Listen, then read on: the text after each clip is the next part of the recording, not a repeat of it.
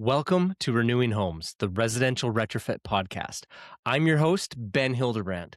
This show explores how we improve existing homes through better planning and design, better retrofit work, and better decision making. Better homes through better retrofits. Enjoy the episode. Joining me today are Michael Ridler, Stefan Magneron, and Fellipe Falluh. We're going to have an awesome discussion about hydronics for home retrofits. And I'm going to give a little bit of a background before we dive in. This is a conversation, honestly, we've been trying to coordinate for a few months. And I've got to give credit where credit is due. It was the idea around this conversation that really led to the creation and release of the Renewing Homes podcast that you're listening to or watching this on right now. So I'm excited to dive in and discuss hydronics and how it can be used in homes and the different advantages of it. But before we dive into that, I just want to give everyone a minute to introduce yourselves. Michael, would you like to go first? Then we can go on to Stefan and then Philippe. Yeah, happy to. Ben, I'm super excited we finally got connected. We've been talking about this for months. We were in Ottawa talking building science during a snowstorm when we first talked about this. So it's cool that we all get together. My name is Michael Ridler, and I am the technical trainer slash general manager slash guy that sits in that visionary seat of like what's new and cool and in HVAC and hydronics. I've literally been in the HVAC space my entire life, not just my entire adult life. You guys have heard me make the joke. My parents were contractors. I grew up on tools. Instead of summer camp, I was child labor. And I'm super passionate about HVAC and happy to be here with all you guys today. Great. And I'm Stefan Magneron. I'm from HomeSol Building Solutions. I'm the Ontario Manager, Master Energy Advisor, Net Zero Energy Advisor. I've been with HomeSol for about since 2010, so 16 years, give or take. Covered everything from code compliance, Energy Star, Net Zero, Passive House, new construction and renovation. And so I'm super passionate about being able to provide clients with information for them to make good choices. I'm also wearing another hat these days with Quantum Passive House. It's a prefab panelization company, and I'm their director of project development. So hoping to have a lot of synergy there with a manufacturing company, as well as being able to advise clients. Thank you. Hey guys, Ben, thank you for the invite. So my name's Fellipe from Retrofit Construction.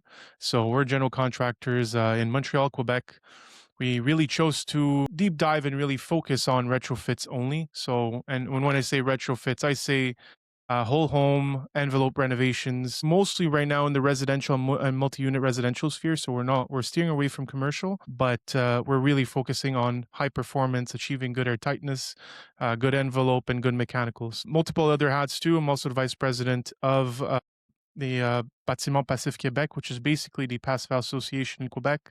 So Passive House is very dear to me, something that I always try to at least bring to the French language. And my third hat is really also I'm a podcast host. And it's a French podcast called Au-delà des murs, which is literally translates to Beyond the Walls. So I love talking about building science, what hide behind our wall, the geeky stuff. So I'm happy to be here.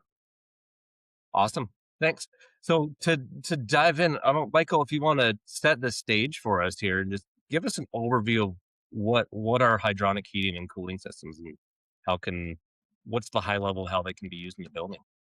Yeah, well, I think what's really interesting is hydronic heating systems have been around a long time, right? It's not new. We're not inventing anything. But I think what's really neat about hydronic heating systems, especially as Felipe and Stefan were talking about, is from a retrofit standpoint, this is the opportunity for hydronic heating and cooling to really allow us to innovate.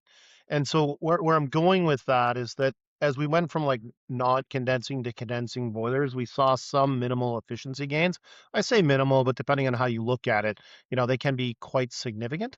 The opportunity for us on hydronic heating systems, it really goes beyond the home. And where I'm going to connect the dot on that is that as we look at retrofitting homes right now, and everybody on this knows, like for us to go into existing homes and retrofit and try to reduce the energy footprint, it's really, really challenging. And the irony is in hydronically heated homes, it's actually really, really easy. Navius Research put out this new study, and they showed that if we were to deploy thermal energy storage at scale in Ontario, we can trim like 20,000 megawatt hours off peak. That's a 25% reduction. And all we got to do is figure out how to deploy thermal energy storage. And immediately, Stefan and I in Ottawa with you, Ben, are talking about how air to water heat pumps do this. So for me, what's really exciting about hydronic heating is keeping it boring. Keeping that existing infrastructure, deploying an air to water heat pump and turning the entire home into a thermal battery. So it's boring, but it's exciting, right? Because we're not faced with, okay, we've got an existing system and we somehow have to sardine an air source heat pump into it. We can go into these existing hydronic heating applications, take the boiler out, put an air to water heat pump in, and take care of the heating and take care of the hot water. But what's really exciting about it is we think about the thermal comfort, we now have the opportunity to even offer cooling in those applications. So it's boring, but it's exciting. We're not inventing anything. We're innovating with existing systems. And if you're in Ontario, 10% of homes could adopt an air to water heat pump and immediately become thermal energy storage batteries. If you're in the East Coast, it's more like 60%. It's a huge opportunity. So for me, what's exciting is just actually reusing existing systems and building grid friendly systems in really innovative and easy ways. Yeah. So I guess for looking a bit more into hydronic systems themselves, maybe can you give an overview of what the typical components of a hydronic system are? And then also what are on the retrofit side, specifically in Eastern Canada, there's a lot of homes that already have older hydronic systems in them. And how can we utilize those older components in a new updated system? Yeah, so it looks like in the Ontario market, there's a lot of radiant floor systems that have been installed, right? So they're all designed. There's systems that are so old they've actually got copper and steel tubing that's been used, right? Like a lot of old churches built in the early 1900s. So there's a lot of systems that use radiant floor heating systems. There's a lot of systems on cast iron radiators. There's a lot of variety. And the interesting part is it really doesn't matter if you're in Ontario or even Quebec or the East Coast. As somebody who's traveled extensively and only traveled to talk about HVAC, not even for vacation, the mix might change, right? Like in Ontario, I would argue that it's probably a 50-50 split between radiant floor heating and cast iron radiator systems, like panel-based heating systems. Whereas if you go to the East Coast, it's probably more like 80 panel-based systems, 20% radiant floor heating systems. But the systems are quite simple, right? You've got an emitter, which is either a floor or some sort of a panel radiator, whether it's a sectional cast or otherwise. But within that, it's really quite simple beyond that. You've got a pump, you've got potentially a buffer tank, maybe an indirect tank, and you've got a boiler. And so what's really exciting to me is as we talk through what the next steps are on how we electrify, we're actually keeping the bulk of that system. The only thing that we're doing is we're taking out that gas appliance and we're replacing it with a high efficiency air to water heat pump. I would be amiss if I also didn't say, or a water to water heat pump, right? There's a lot of opportunities. What's really held it back in the past, though, is that if Stefan, for example, was pricing out a project, the gas boiler project is definitely going to be less money. But as we deploy to the air to water technology, we're start to opening up new opportunities where we can do the heating, we can do the cooling, and we can do the hot water. But from a grid impact standpoint, it has a really impactful impact on the grid when we start deploying air to water heat pumps, because the trend right now is electric boilers. Right. So if you look at what people are doing, they're taking out gas boilers, they're putting electric boilers in, that's a significant peak event. And so not doing that, gravitating towards air to water heat pumps, we still deliver on the comfort equation, which is important. We want to build homes that we can heat and cool, but we do it in a really interesting way. So we're not starting over as we go through this, but typically what you're looking at is a radiant floor heating system, a panel heating system, and then how do we retrofit that application? Yeah, and it's interesting with those existing components, the distribution and delivery can largely stay the same, but we can just update the heat source part of that system. And can you? I guess the one question too is like how does that relate? Like you've mentioned being able to shave the peak demand using those systems, but how does that really work? Because I know Yeah. if we look at an air to water heat pump, like we have just the higher coefficient of performance or energy use or lower energy use we get out of a heat pump compared to a direct electric resistance. But there's more to it than just that, correct? Right. So I think the fair point to we need to make is most people know this, but just for the people that don't, I'm a heat pump advocate. I have to say that. So whether it's ground source, air to air, air to water, they all have a place, and I'm not trying to pick a favorite flavor.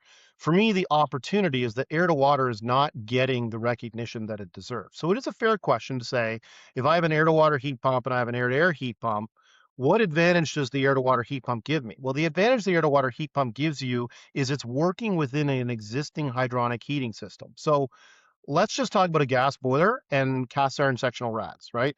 If I heat my home up and I've got cast iron sectional rads and I've got a gas boiler, that house is staying warm for a long time. Once I heat those sectional rads up, they're not cooling off anytime soon. And the same would be said for a radiant floor heating system. So the advantage with the air to water heat pump is we now have the opportunity to run it when it makes sense and not when it's needed. So you have a significant peak reduction from the standpoint of the air to water heat pump running, but Fellipe actually has the choice of, okay, I'm actually going to run my air to water heat pump at the ultra low overnight rate, depending on if you're Ontario or BC. I apologize. I'm not sure what happens in Quebec for rates, but you have that opportunity to choose when you run that appliance because the BTUs are available to you when you need them. So that is really like the really impactful difference between the two. Now, you could argue, why not just do that with an electric boiler? Well, the electric boiler is going to add a pretty significant peak event, right? Whereas the air to water heat pump, we're taking advantage of that higher COP as well as choosing when we run it. The disadvantage, being totally candid, is you can buy an electric boiler for very, very cheap, right? An electric boiler, if we said it's $1,000, then your heat pump solution is probably going to be four. But we need to stop thinking about just at a home level. We need to think about what happens if 10,000 homes in Ontario, for example, adopt electric boilers. What does that do to us as Canadians versus what happens if they adopt air to water heat pumps? And it doesn't have to be one only. It could be that we're 50% air to water, we're 50% electric, we're 1%. For me, what's important is that we understand that there's different technology that needs to be adopted. Selfishly, I think I have that battle with clients a lot. Am I thinking about my wallet and making those decisions, thinking about peak demand, especially in the context of Quebec where electricity is so cheap. Like, selfishly, a lot of people say, well, peak demand doesn't really impact me. I mean, yes, it'll trickle down later, but it's hard to, I mean, renovations are expensive, so people only think on the short term, right? And that's where I think utilities will need to play a bigger role in that. And two, I mean, incentivizing hydronic heating, just like, for example, Hydro Quebec is doing. I'm putting you in the context of Quebec. I mean, our peak demand is I mean, everything is pretty much electric here in Quebec. So peak demand here is becoming a big problem. And as of about a year ago, Hydro Quebec came with some serious subsidies for geothermal installs, going all the way up to like $54,000 for a geothermal installation, right? So you see that there is a value in that. The utilities do see a value, and I think that, for example, in the case of Quebec, Hydro Quebec, is leading the way in the right way of doing it. And I think that utilities, if we want to move forward to a market where this has become more interesting, utilities have to not only communicate but also incentivize those things, those systems, right? Well, I think you've touched on something really important too, right? Because some people listening to you say that might say, that's ridiculous. Why is Hydro Quebec giving, I'm going to round the math for simple math. Why is Hydro Quebec giving out tens of thousands of dollars for geothermal deployment? And I think it's really important that we understand that as a consumer, consumers are focused on one thing. They're focused on affordable housing, right? And I get that. I'm the same. I don't love any of the bills that I have in my house, and every day I'm laser focused on what ones can I control. But the reality is that if we think about it bigger picture, and if we look at the research that's come out from Navius Research, if we don't do something about these peak events, it's going to translate to 11 cents a kilowatt hour more for ratepayers in Ontario by 2050. And we can look at that and go, not our problem, we don't care. But the reality is we also don't want rolling blackouts and rolling brownouts. So when you think about why would a utility want to give money for geothermal heat pumps to be installed, every 3-ton ground loop that gets installed is the equivalent to over 150 kilowatt hours of thermal energy storage. If you look at what that means for utility, that's $60,000+ of infrastructure they didn't have to build. Their own research shows that for every dollar they spend installing something like a geothermal heat pump or thermal energy storage, it's going to save them $2. Like what they're doing in Quebec, I'm going to give props to Hydro Quebec and all of the stakeholders there. They're light years ahead of everybody in how they're thinking. And this is in an environment where currently they have really cheap electricity. So I give them kudos for adopting thermal storage, ground source heat pumps. Like there's a lot of innovation happening there. And others are doing it too. And I think they're looking to Quebec as leaders in that space. So I want to go a little bit more down this little trail here. I would pose the question, what's stopping other utilities in certain provinces? I don't want to get too political, but what's stopping other utilities in certain provinces in Canada? And even throughout the US, it's the same thing. There's some utilities in many states offering incentives for efficiency, for geothermal, but others aren't. Like, what's stopping the utilities that aren't implementing programs like that? They would largely be seeing the same benefits. So why aren't they? What are you seeing, Michael? You're doing a lot of advocacy in this space, I'm aware of. So Yeah, I can't help myself, right? Like I just, I'm not afraid of paying for a plane ticket, flying to BC, flying to the East Coast, meeting amazing people. I think that there's a great opportunity for more open discussion, right? Of understanding what does it actually mean and what do the facts say, right? So I don't want to look backwards and judge what may or may not have happened, because there's some amazing people that have been working in electrification for decades, and I'm the last guy to show up and be like, I've got all the answers. If anything, I'm the first one to say I don't have all the answers. But I think that the number one thing that we need to do, and I say this as an industry, but I don't mean like some association. And again, no knock at associations. We as individuals have to take on the responsibility of what does it mean to understand the rule book of the utilities, of the policy people, of engineers and designers, of okay, what are the things that drive you and what motivates you? And what do we know amongst us four that will help you meet your goals, right? So if their concern is that they are facing a dual peak event, okay, what can we offer you that is not only not going to impact your dual peak event, but is going to utilize those valleys of electricity? And so for me, I think it's being unbiased, it's being clear thoughted, and not picking a horse, if that makes sense, right? If you're going to have a conversation with somebody who is an expert on utilities, whether it's Hydro Quebec or ISO or whoever, you need to understand what do you need and what can we as an industry do to help you that's not specifically tied to a brand or a type of technology. Because there's a lot of cases where I can make an argument for ground source heat pumps, and some of you have heard me do it, right? Like I'm very passionate about it. But there's also a lot of places where I can't make that argument. I can make an argument that phase change is a better solution. A cold client air source heat pump is a better solution. I think as long as we show up with facts and not feelings and opinions, people will listen to your argument. I guess I'll use the word argument, but I don't like that term. position. Position, thank you. Yes, they'll listen to your position, right? Because at the end of the day, people can say like, Stefan, I really like what you're saying, but these are just your feelings. Feelings are one thing, but facts are friendly.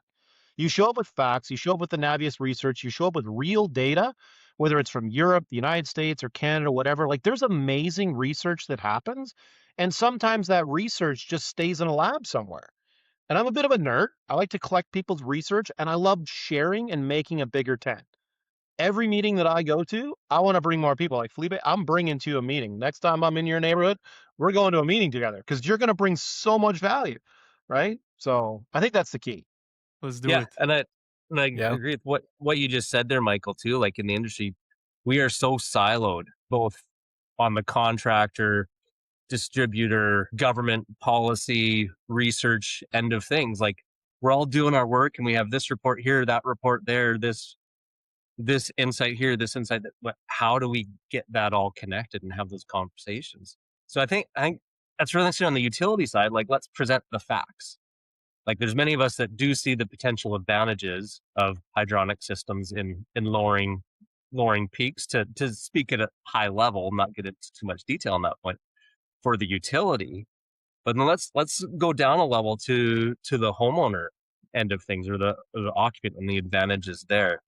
Stefan, what's led you to be interested in integrating hydronic systems into some of your projects? Honestly, I'm very influenced by Michael and his work that he's presenting all over the place. So I'm developing these feelings that I work a lot with the CHBA Net Zero Labeling Program, and the tagline is the ultimate in comfort and energy efficiency. And the more I'm researching this, looking towards others like Michael and Robert Bean and others who have been pioneering this for decades, radiant or hydronic solutions tends to pose or present itself as a really good option.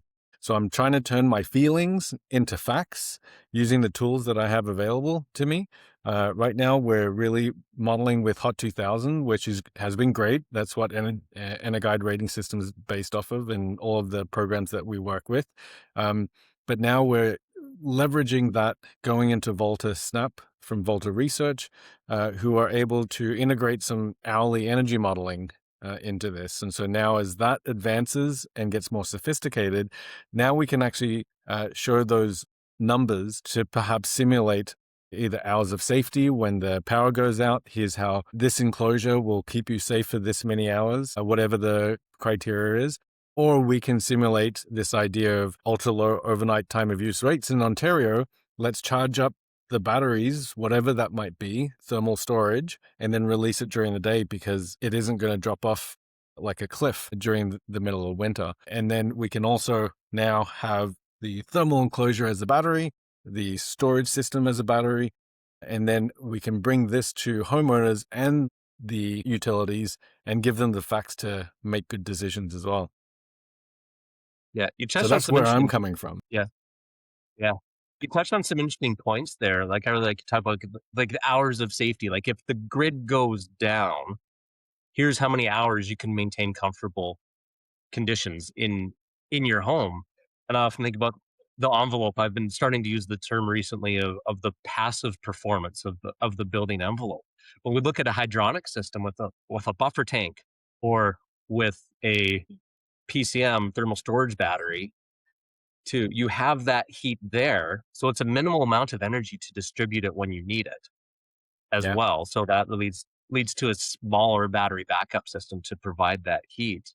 And I'll note quickly exactly. too, like people go against electrical systems or renewables because they're largely based on electrical and in being a great resilient system for providing heating during winter. And going back a couple of years ago to the cold snap in the winter of early, was it 2024, I believe, in Calgary, where we were down minus 35, minus 40 across Alberta. They issued a grid emergency alert because the electrical grid in Alberta couldn't handle it. Vocal voices were talking about, oh, renewables don't work because they're not providing, the solar's not producing in the middle of the night. Darn it, we thought it would. I don't know who thought that. Um, but there's all this knock against renewable electrical systems. But the one thing that's not talked about much is Siksika Nation, an Indigenous community just east of Calgary. They had, I can't recall off the top of my head what the exact reason is. They had a local state of emergency because their gas supply, their natural gas supply to their community went down during that cold snap. So they also didn't have any heat in their community. So there's multiple positions, but it's how can we get the most resilient system? And I think hydronic systems are one path to get there. We have a good envelope. We can have the thermal storage capabilities of hydronics. Like these systems, the thermal mass works a whole lot better than heating air and pushing it through our homes. Yeah, I think what's really interesting too is just sort of recognizing that there's a lot of people that have been working through this for a long time, and they just, I don't know, it's some people work silently, really excitedly doing cool things. So a great example is I was out with Doug Terry Holmes 2 days ago, and we were just talking about phase change. And just as a sidebar, he starts talking about this land art project that he's doing, and I'm like, "What is this?" And it's where they're building homes that can literally be disconnected from power and still function for weeks at a time, like without power to the grid. And I'm like, this is mind blowing to me. And no shocker, we start talking about phase change, right? Of like, let's store heat and electricity and the opportunities that are there. But there's so many people that are working on really innovative things, and I think there's an opportunity to really put exposure on them, right? That's something that you can do, Ben, with your podcast, and Felipe, you as well, is like there's a lot of really cool innovations that are, sometimes in the past looked at as like novelties. And the reality is, as we look at what the future of our grid can potentially look like, we need the Steffens and the Doug Derrys and the others of the world to really have an opportunity to weigh in, because they may come off boutique and more expensive than a traditional system, but when you look at it at a much higher altitude, like what does it mean to not spend $10 billion, but instead we maybe add an extra $1 million into an entire community to enable thermal energy storage, to enable a different type of heat pump, or better yet, just to make sure that as every hydronic heating system in Ontario gets retrofitted, that it doesn't end up as an electric boiler. It is in fact an air to water heat pump. Like those are really scalable commercial ideas that just need dots connected. So I think there's so much opportunity happening.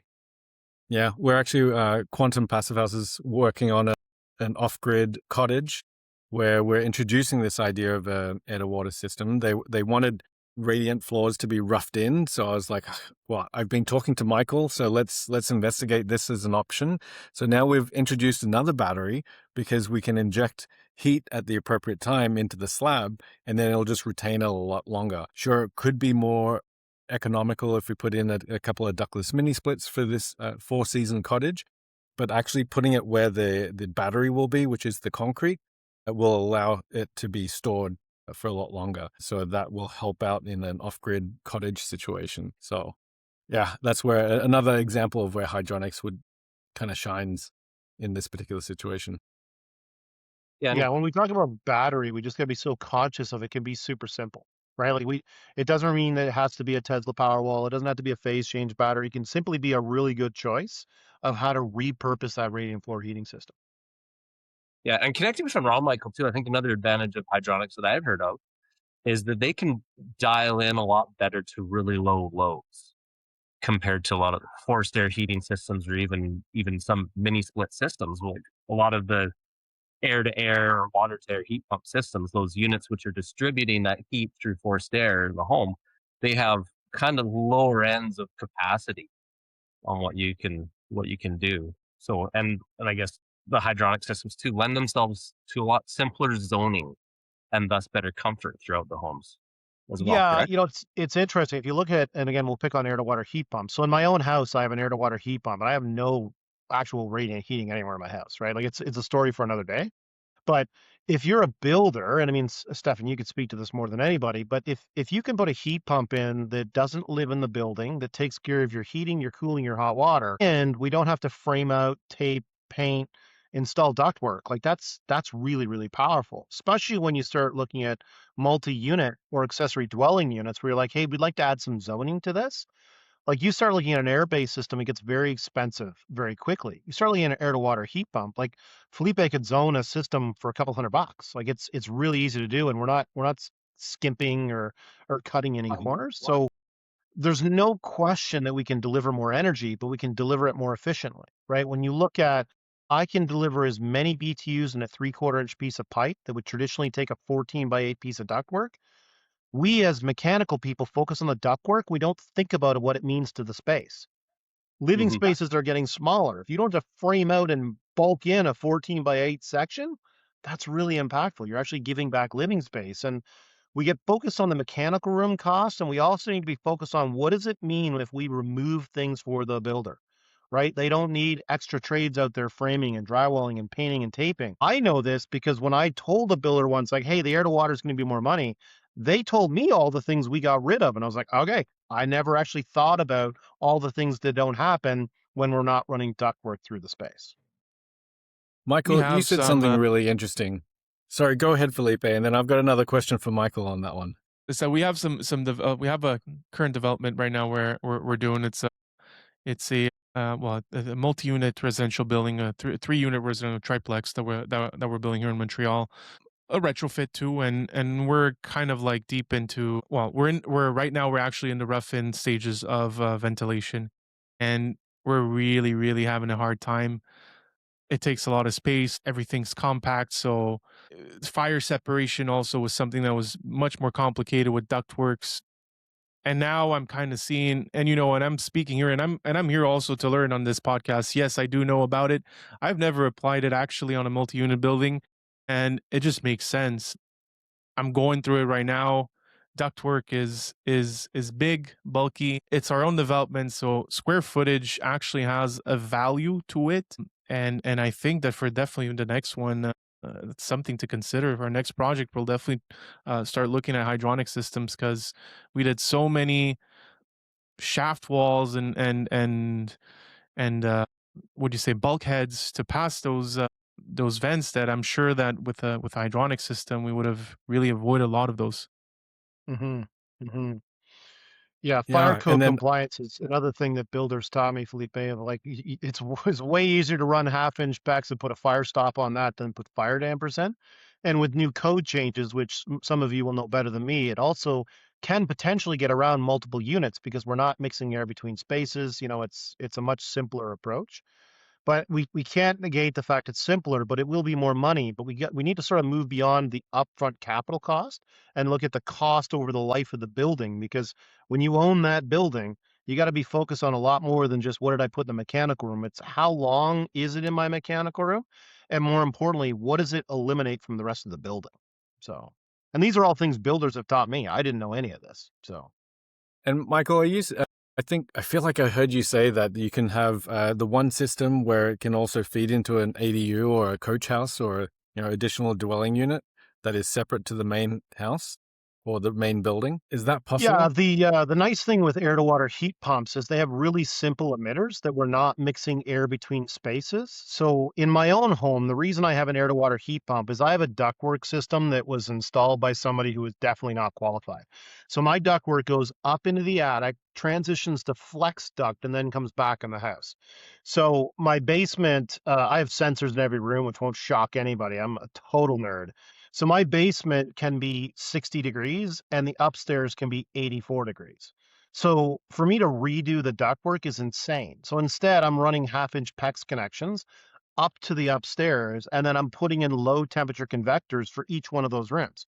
And for $100, I can put an actuator on it, give each one a thermostat, but it's half-inch PEX, it's low voltage two-wire to control it, and now I've got heating and cooling in the 3 bedrooms that are a problem upstairs.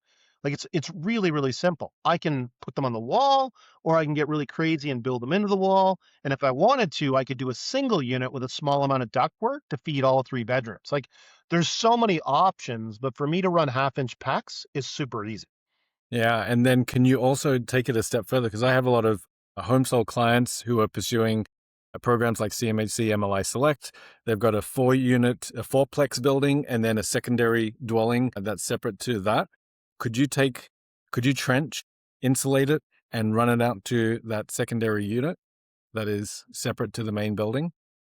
Yeah, you definitely can. Like obviously when you're running any kind of tubing in an unconditioned space, you have to make sure it gets properly insulated. Like buy proper insul packs, don't do it yourself. I have experience. So we did my father's place that way. And to be clear, we didn't buy the right product. We built it ourselves, which will shock nobody, I'm sure. But for your customers, like buy an off the shelf insul packs product that's well insulated, but you're exactly right. These low That's a temperature game changer. convectors can produce usable heat at 95 degrees Fahrenheit, right? So there's huge, huge opportunities for these units. I guess the only thing though, and I mean, in that effort to kind of remove ducts, it's like also looking. I mean, there still needs to be ventilation, I guess, to all the rooms. So I think combining these hydronic systems with maybe some ductless HRVs would be something interesting, because then really removing all the ducts would be a great way to build and be more space efficient. Yeah, Yeah.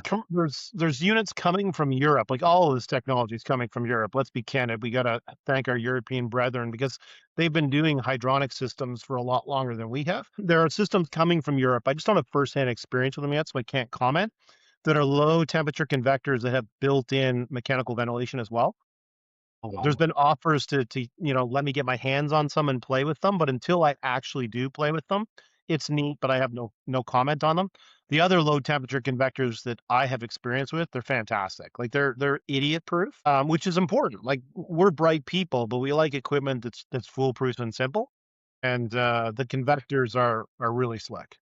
Yeah, and I think on the ventilation side, I think one possible solution is just like the independently ducted HRV or ERV, heat recovery ventilator, energy recovery ventilator. Like that's the preferred way to go versus tying them into a furnace to get the best quality air and control of that ventilation air to the different spaces in your home. But if all you're doing is providing that ventilation air, you're not worrying about heating or conditioning with that air, then you're looking at much smaller 3 inch or so duct size, which is a lot easier to accommodate and fish through 2x4 walls and stuff as opposed to large extensive bulkheads for forced air heating system.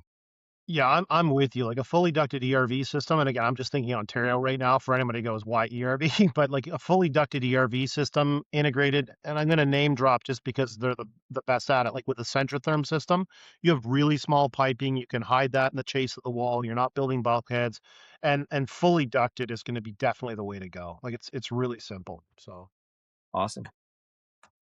So so we've covered kind of multifamily and we've discussed retrofitting older homes that have existing radiant or hydronic heating systems in them. But what about we're looking at retrofitting homes that are currently forced air? Is that a feasible path to look into to rip out that ducting, get some ceiling space back, and then put in a hydronic system, or is that going to be?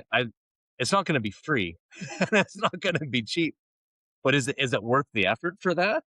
yeah, I mean, as much as I did it in my house, I have to be very candid. I'm like an outlying situation, right? Like there's certainly opportunities to deploy an air to water heat pump, but I can think of so many other things that I would do in that particular application. And it really comes down to what is the issue, right? In my particular case, it was thermal comfort was an issue. I wanted to do heating, cooling, and hot water with a single appliance. I didn't want to be running refrigerant lines through my house, and I didn't want to run ductwork through my house. The ductwork was cost, like, let's be really clear. But we'd really have to understand in the existing building that doesn't have any radiant heating or cooling, what is the complaint? What is the issue? Like, there's no question that you can retrofit any home into a radiant heating system, right? We just have to be focused on stop looking at the floor, right? Like, if you look at my office right here, I've got a lot of wall space that makes for a really great emitter, really cheap, right? Inexpensive, I shouldn't say cheap. So there's certainly opportunities around it, but it does come down to what is the challenge you're faced with and how do we retrofit into it? Yeah. So I guess to that point too, it's like what problems can hydronic heating solve? So is the comfort piece. If someone is really ticked off with all the bulkheads in their homes and they want to open up the space, that could be one. Would a hydronic system? I'm thinking of my own place here. Like I love the thought of getting rid of some bulkheads. I have a really tight mechanical room, and I'm trying hard to figure out where exactly I'm going to fit in an ERV or an HRV into the situation. But would a hydronic system open up some space compared to a forced air blower unit? Or why am I drawing a blank on that? Compared to a forced Yeah, so air if you're heating looking system? at a traditional air source heat pump and a gas furnace, right? You'd be like, okay, how much space am I getting back? You can't really make an argument that you'd be getting more space back. But let's talk about a house I lived in 9 years ago. Okay, so I had a house 9 years ago that wasn't quite this bad. I had a forced air heating system, and I wanted to introduce radiant into that home because of comfort. It was a back split. It was miserably uncomfortable, super easy to put down some PEX tubing and solve the problem. You can do that with an air to water. An air to water would have been the way to go. You put an air handler in that replaces your furnace, it slides into your existing ductwork, and you could put some radiant floor or radiant wall, radiant ceiling, whatever you like, into any room way easier than you can do ductwork.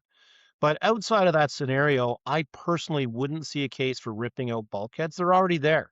I think I'm doing a disservice and misleading and saying, oh, yeah, air to water can go into every single scenario. Unless you've got a room that needs additional comfort added to it, where you're laser focused, and I shouldn't use the word comfort, but more energy into that space, I would argue there's other better solutions available to you. Interesting. I think, I mean, correct me if I'm wrong, but I think there's also, I mean, we spoke about zoning, like zoning with But with an air-to-air system is definitely much more expensive than zoning with just a hydronic system.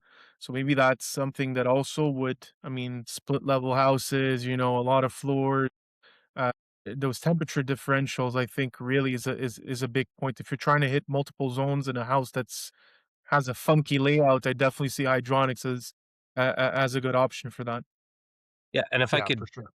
add quickly on that one too, I think the zoning piece is another thing I'm thinking about. So I've got a 4-level split, and the temperature distribution sucks. Just saying, and then also, like, I think part of it too, I look at an advantage of hydronics is you're getting off of that single floor register in each room that is always where you want to put some piece of furniture. And so right now we started before we were recording. We're talking about the heat temperatures, how warm it's been, and we've got central air conditioners. We've had it cranked or going to try and keep our house to just like 22 or 23. But our master bedroom is really hot because we've got a dresser right over that bed. And he's like, okay, we open up a couple drawers to get that circulation going, but it's not really working. So you get that circulation better. But the zoning, I think, is one that could potentially add to it. I was going to add as well, as part of the retrofit project, if you're doing a larger deep energy retrofit, you're improving the envelope. Once you're adding a lot of insulation to that home, you don't really do temperature setbacks at night as easily. Homes are more better suited in that place to be maintaining the temperatures in the spaces differently.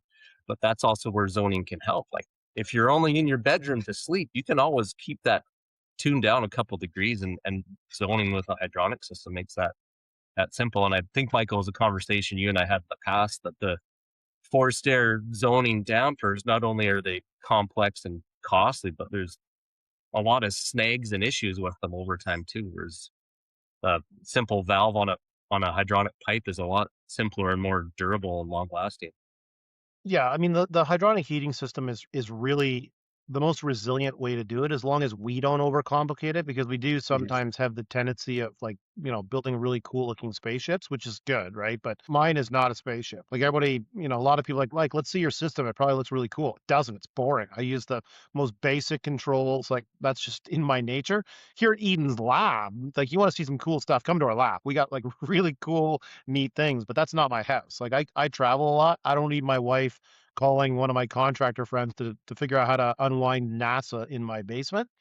But when you talk about the thermal comfort component, I think it's important to know that, you're heating, you're cooling your whole home and you're describing your house, right? Like you're running your air conditioner because you're trying to cool the space. You're describing my house. Well, the reality is with a hydronically zoned, a radiantly zoned system, I don't actually care what temperature my living room is, right? So at night, if I'm just cooling my bedrooms, I'm pretty darn happy about that.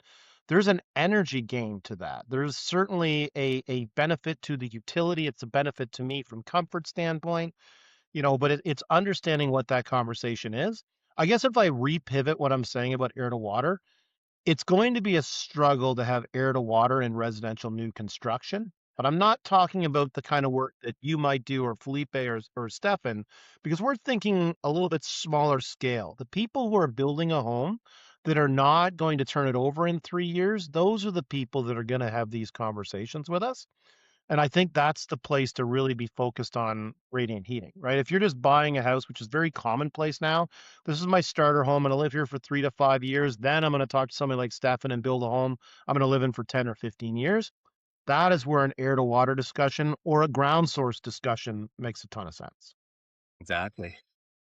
Yeah, and when we So talk about comfort, we've mainly been talking about the thermal comfort that comes with radiant, but when you look at it from the silence of the system, it's not as loud. We're so accustomed to the furnace firing up the blower, making, whirring up, so to speak. The airflow that comes with it that can provide some people with discomfort, maybe not everyone, but a certain part of the population will be uncomfortable with that, even though it's delivering the right amount of heat or space conditioning. So there's all these other benefits that come with this system, which really makes me attracted to investigating it more. Yeah, there's something to be said for these tighter and tighter energy efficiency homes. You hear everything, right? I don't have that problem. Like my house is not very energy efficient. I'm working on it, right? But I hear from a lot of builders that like the smallest things people hear in those spaces. And the reality is when you start looking at technology like ground source or air to water or phase change, just simple things like not using a heat pump water heater and using a phase change battery. Phase change makes no noise. It's so boring, right? It's just a box, got no parts, no noise, no sound, doesn't interact with you. It's boring. And we got to recognize that boring is really nice if you're a homeowner. Hmm. Yeah, boring is good.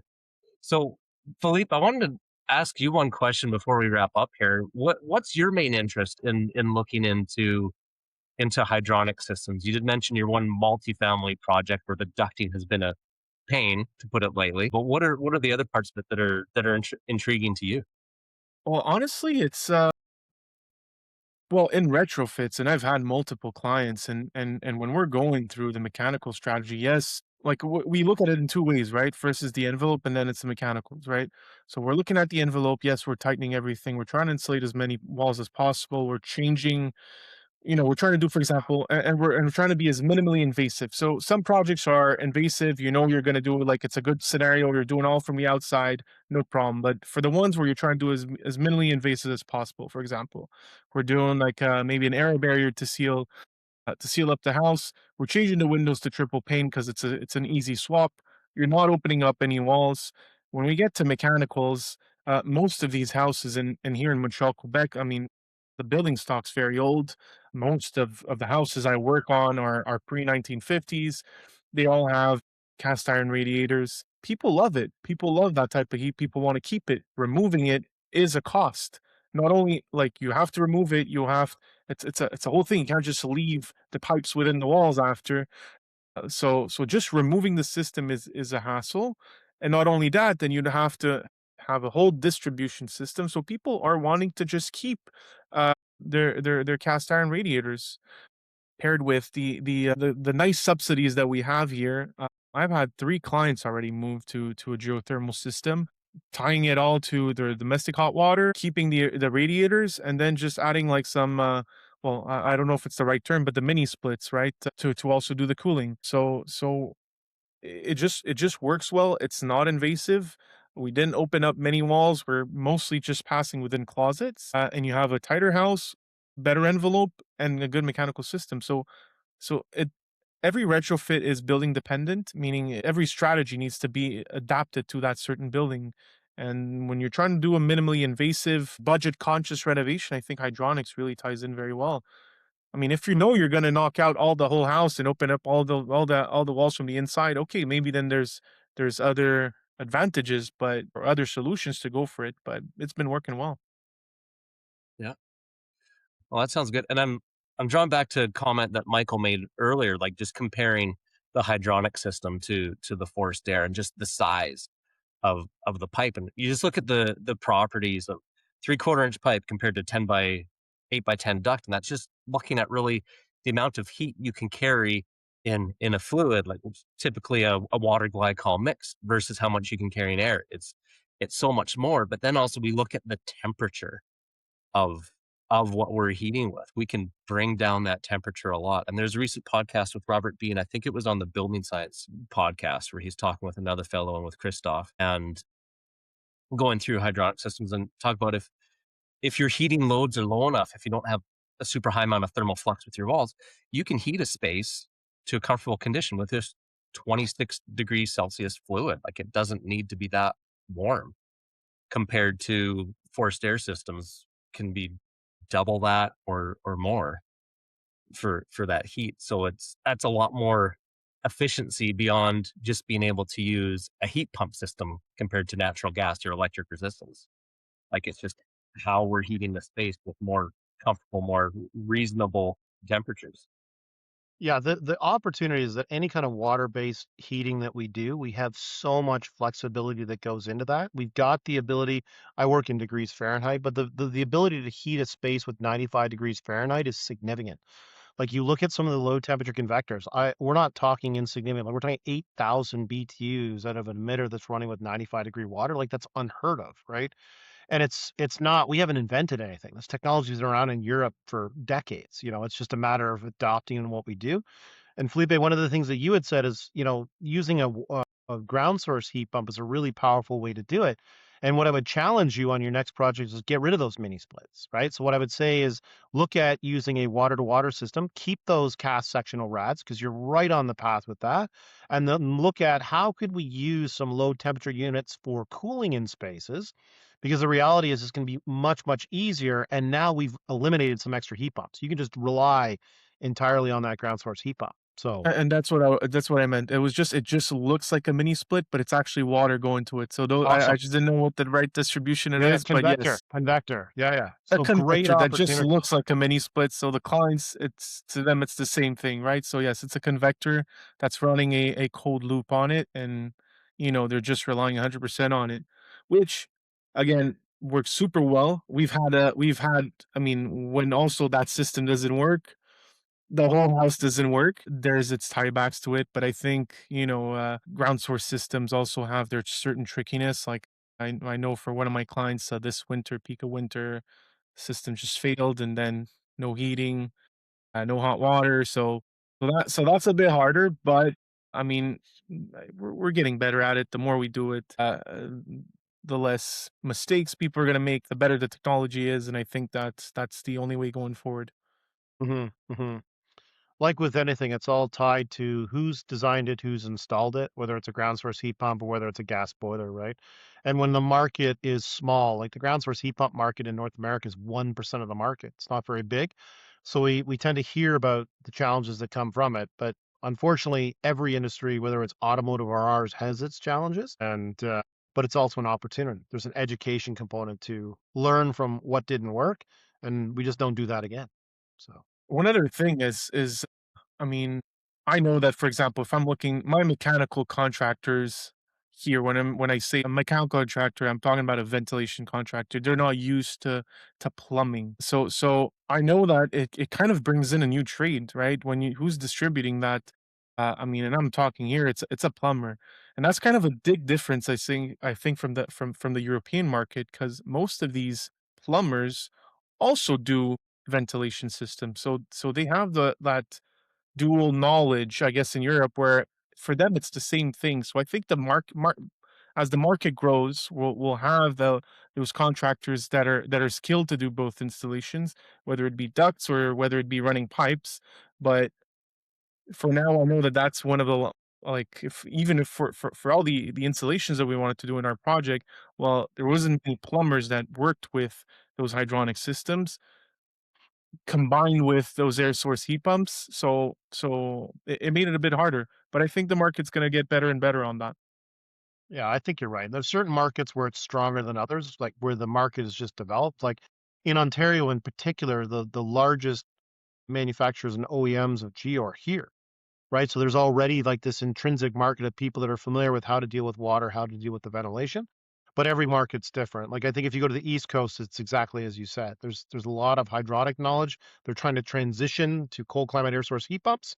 And there's opportunities to learn lessons. And that's part of why I find it so fun to travel is to sort of think outside of the box and understand that what might be second nature in Ontario is not necessarily second nature in Quebec. And more importantly, the way we do it here, it may not be second nature, but it doesn't make it right. So I learned an awful lot of really neat things about how other people are doing things. Like, there's a lot of opportunity to learn as we travel. So Yeah. And I guess one thing too on the skilled trade end of things, we talk about a plumber needing to install a hydronic system. Like they might not be doing it, but the vast majority of the work, and correct me if I'm wrong with this, Michael, but the vast majority of work to install a hydronic system is within a plumber's standard wheelhouse. Like it's not any specific new processes. It might be new equipment they're installing, but they're connecting pipes, they're doing joints, and they're installing the the fixtures or distributors. yeah, I mean the reality is that transitioning from the traditional plumbing work of a boiler to a heat pump, specifically a hydronic heat pump, is not rocket science, right? Like I have a video online. It's all about how heat pumps are not boilers, but people shouldn't be scared of it. Like there's some new nuances. We don't want to apply all of the same concepts that we learned as we were doing boiler plumbing work to an air to water heat pump, but we're not starting over, right? Like we need to be very conscious of there's a lot of similarities between an air to water and a ground source heat pump. We just have to understand what's different And there is a lot of really good training available. Like there is CSA accredited training that you can go and take and get very familiar with it. But the reality is that if you're going to do your first hydronic heat pump, you need good partners. Like you have to be dealing with a supplier that knows what they're doing, that deals with a brand that's got the experience. Because one of the challenges that we're going to face, and it's also an opportunity, is there's going to be an awful lot of experts show up, right? And there's going to be a bit of a race to the bottom. And we've got to find that middle point of like this is my budget, this is what I'm willing to spend, and I want to operate with people that know what they're doing. I don't want to be a guinea pig. So Yeah. Well, I think we've had a great conversation today. Looks like we lost Stefan a few minutes ago. I think his connection dropped off, or he had something he had to go run and take care of. But thank you both so much for joining the conversation. I think radiant hydronic heating systems, like there's a lot of potential. I think we've covered a lot of interesting points on that too. Like it's not necessarily a solution for everything, especially on the retrofit side. If you don't already have a hydronic heating, radiant heating throughout your home, it's not, you need to rip out your forced air and do this. If you're looking at a full gut reno anyways, and depending on the homeowner priorities, it's something to consider if everything lines up. But there's a lot of potential for this, both in providing comfort for the homes and also having the impact on the grid, as we started off discussing. So thank you both very much for joining the conversation today. Appreciate your time. Thank you, Ben. yeah, happy to be here, Ben. Thanks, buddy. Thanks for joining us for this episode of Renewing Homes. If this conversation added to your thinking, consider sharing it with others working to improve homes. Better homes through better retrofits. The views and opinions expressed in this podcast are those of the host and guests and do not necessarily reflect those of any affiliated organizations.